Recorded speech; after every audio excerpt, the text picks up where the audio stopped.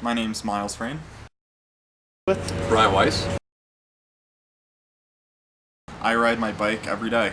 Okay, It's cool. that one right there. Cool. My bike, so I live, 2.5, 3 miles away on foothills and baseline. Okay. So it's bike path all the way.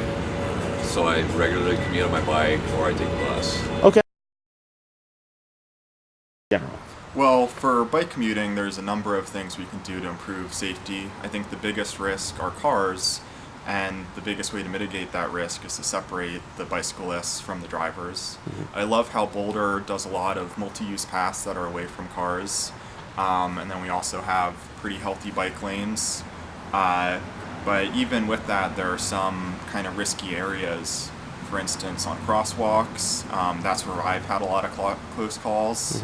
And then also sometimes in the winter, the bike shoulders don't get plowed enough, and so it forces the cyclists into the primary driving lanes. Okay.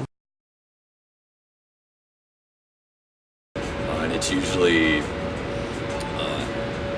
a problem of the driver not being aware. Okay. Or the cyclist not being aware of where they are, like spatially in that. And a lot of the times, it's just either the cyclist isn't being offensive or offensive, I should say, like making sure they know where they're at, make sure the driver knows where they're at. And a lot of times it's the other way, where the driver just simply isn't aware that they're there, or there's a bike lane. So many times I've been crossing the crosswalks, for instance, sometimes the multi-use paths, specifically on 63rd Street north of J. That crosses